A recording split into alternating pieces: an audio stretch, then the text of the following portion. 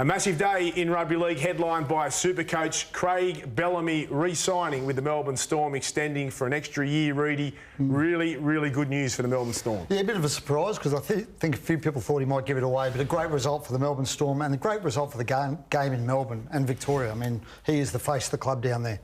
Buzz, was it a surprise to you that it was a shock, and I'm looking forward to asking him because he was on this show at the beginning of the season, might have been first, second episode, and he was convinced he was finishing up, and it'll be really interesting to find out what actually changed his mind. We'll ask him soon because he's just about to come on. Gordy, really good news, isn't it? He's one of the most important signings ever at that organisation. The standards that he sets every week, you can see when they put on the jersey, that's what they run out with. Let's get to the man himself who joins us live from Melbourne. Bellyache, thanks for joining us, and first of all, congratulations. And Buzz just mentioned it, a few months ago we had you retiring at the end of the year. What changed your mind, or talk us through the decision?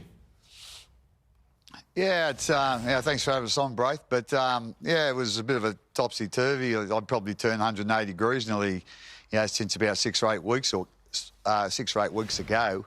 There was a couple of things. There was, I suppose, getting closer to retirement, and I spoke to a couple of people I knew, friends I knew that just had recently retired from their jobs, not footy coaches, but people with normal jobs, and some of them really, enjoyed it and loved, life without working, but there was others that really struggled with it, struggled not going to work and, I suppose, having the purpose, but also, their relationship or their connection, I suppose, to the people they work with, and seeing them every day and working with them and having that purpose. And then that sort of swung me around a little bit. And then, I hate to say it, but Cameron Munster coming out to chat to me about a month ago, 3 weeks ago, and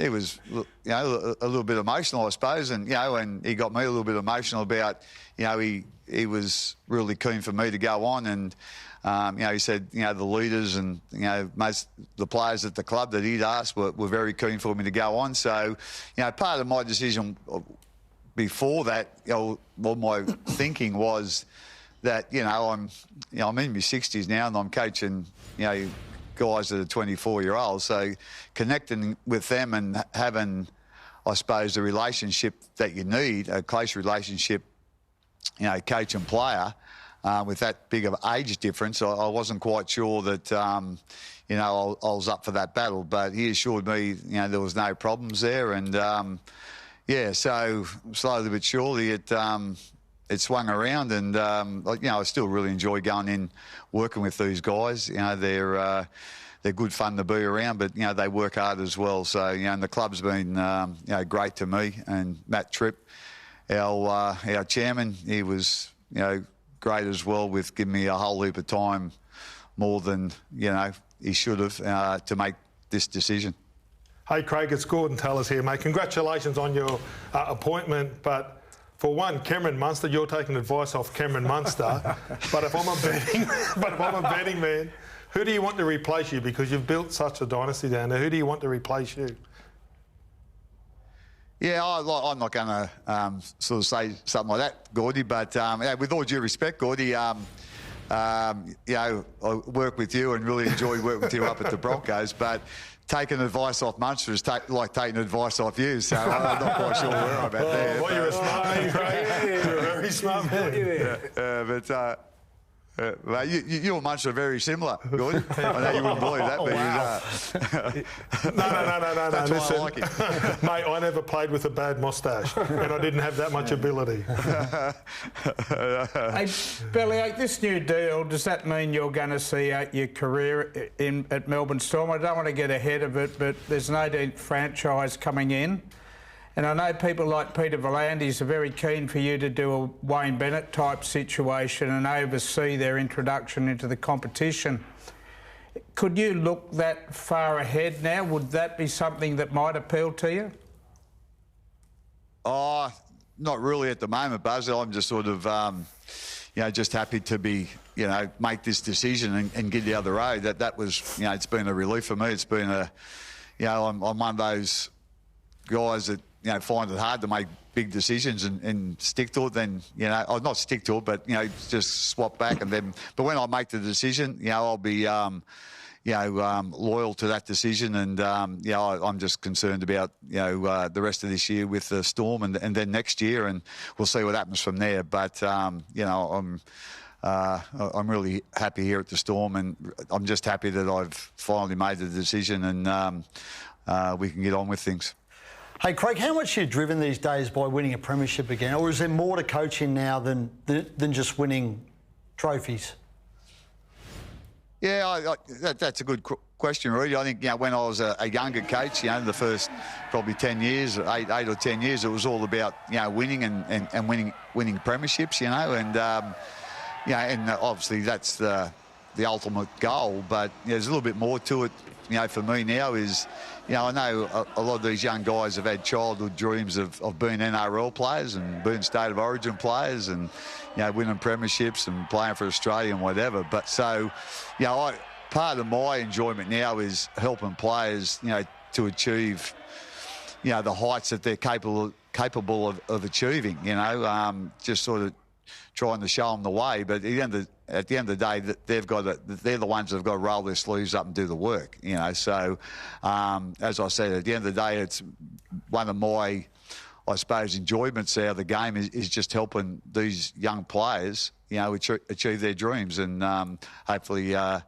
done a reasonable job of that over the past 20 years, and hopefully I can, still continue to do that. Craig, what do you think has been your best achievement as Melbourne Storm coach?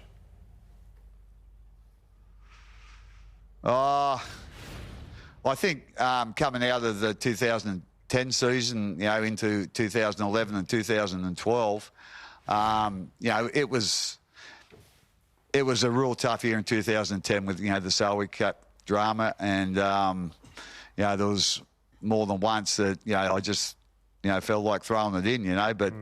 The players were great, and I'm sure they felt like that at stages as well. And the treatment that we copped as a club and as individuals, to me was really unfair. But it was what it was, and for us to come through that year and lose all the players that we did, and to win a minor premiership in 2011 and then win the premiership in 2012, I think is probably. The greatest achievement that, the Melbourne Storm have achieved, since I've been there. Hey, Craig, I think it was the early 2000s. It was that hot in a pre-season in Brisbane. We're still sitting in our car, in our air-conditioned car. We saw this lunatic running across the field in about 38 degrees. Are you still setting standards like that yourself? No, not on the field, Gordy. I'm 64-year-old now, so I've slowed down a touch actually. But I still like to keep reasonably active and reasonably fit. But I'm not a 30-year-old anymore. So it's I just pull the whip on the players now. Yeah. And you are allowed to lose games, Craig, because you do take a loss pretty bad as well, don't you? How do you keep your cool? Because I see you in the box and I laugh because I know you, and that's not you. But how do you turn from that Craig into the Craig that delivers, a positive message at half time? Oh, it's just, obviously, when that half-time hooter goes and you're heading down to the sheds, just take a few deep breaths and, get your, I suppose, your senses back, when things ain't going so well. But also, sometimes you can get a little bit too excited as well. So it's just taking those deep breaths and understand, what's important now is, getting my point across, for what's important, for the players on the field when we start the second half. So, like I say, I'm pretty good at that now, I think. Craig, thanks for joining us. We know it's been a busy day for you down there in Melbourne. Congratulations again. It's a massive achievement. You're a legend in our game, and well done. No, I appreciate it, Braith. All you guys, thanks a lot, and I'll see you around soon. Will do. Thanks, Craig. There he is, the super coach, Craig Bellamy. Where do we rate him in terms of one of the best coaches ever to coach in our game? He's been so successful. His win percentage, here it is the best of any coach. Well, he's the best modern day coach. I've been lucky. I had someone like Brian Smith that was a real educator, and you have Wayne Bennett that's a real people's person. He's the closest one to both of them, I believe, and his work ethic, and I spoke about that, but I'm not going to name a player. One day he was at Melbourne Storm and he tore him a new one, and then the player was so embarrassed he sort of got a bit angry and he walked outside, and Craig was a different Craig. He goes, no, that's coach. If you can't handle what I'm going to tell you as a coach, then outside he's such a beautiful guy. Yeah. And if Craig's that guy, and that's who they all play for. They play for the Craig outside the dressing room, and the sprays are just part of it because he expects you to perform. Yeah, I came through as a young reporter with Jack Gibson, and he was the super coach, and he brought everything in from America. He was first with a lot of things, and then Wayne Bennett and Craig Bellamy. What I like about Billy Aiton, people will say he had superstars, he had Inglis, he had Slater, Cronk, Smith.